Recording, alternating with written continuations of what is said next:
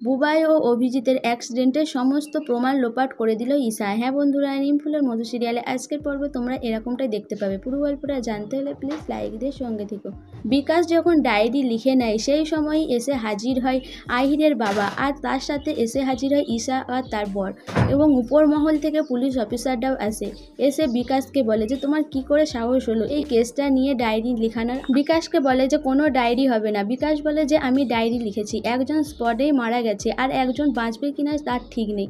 তখন অফিসার বলে যে কোথায় ডায়েরিটা লিখেছো, কোন পাতাতে, বলে ছিঁড়ে নেয়। সেটা ছিঁড়ে নিয়ে যখন ফেলি দিতে যাবে সেই সময় ঈশা বলে কোনো বিশ্বাস নেই, ওটা হচ্ছে দত্তবাড়ির ছেলের অ্যাক্সিডেন্ট হয়েছে আর দত্তবাড়ির লোককে আমি ভালো করেই চিনি, এরা ঠিক এই কেসটাকে খুঁচিয়ে বার করার চেষ্টা করবে।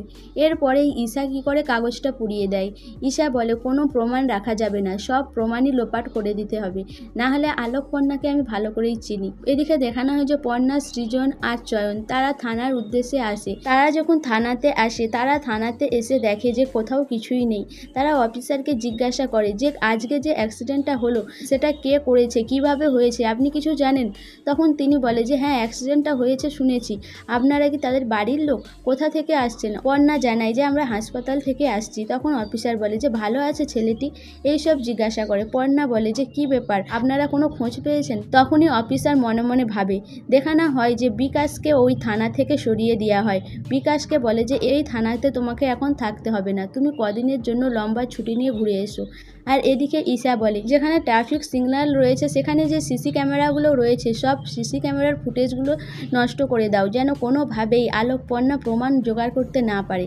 এরপরে ঈশা মনে মনে ভাবে যে পর্ণা, তুই এই কেসটা থেকে কোনো কিছুই খুঁজে পাবি না, আমি কোনো কিছুই প্রমাণ রাখিনি, তুই কোনো কিছুই খুঁজে পাবি না এই কেসটাতে। এরপরে পর্ণা অফিসারকে বলে যে কি ভাবছেন আপনি? এরপরে তিনি বলে যে না, আমরা তো জানি না কিভাবে হয়েছে। তখন সৃজন বলে পরপর দুটো ট্রাফিক সিগন্যাল রয়েছে যেখানে সিসি ক্যামেরা হয়েছে, অনেক পুলিশ থাকে, আমি একজন ট্রাফিক সিগন্যালের অফিসার, আর আপনি বলছেন যে কোনোভাবে কোনো কিছু ট্রেস করা যায়নি, আর কোনো গাড়ি যদি ওখান থেকে যায় একটা সঙ্গে সঙ্গে স্পট ডেড হয়েছে আর একজন বাঁচবে কিনা তার ঠিক নেই, কোনো প্রমাণ থাকবে না, এটা কি করে সম্ভব হয়? সবাই মিলে অফিসারকে চেপে ধরে, কিন্তু অফিসার কোনোভাবেই কোনো কিছু স্বীকার করে না। সো বন্ধুরা, অভিজিৎ কি এই কেসটার ব্যাপারে পর্ণাকে সাহায্য করবে? কারণ অভিজিৎ তো এটা কিছুতেই মেনে নিতে পারছিল না যে সে এই অন্যায় কাজটা করছে।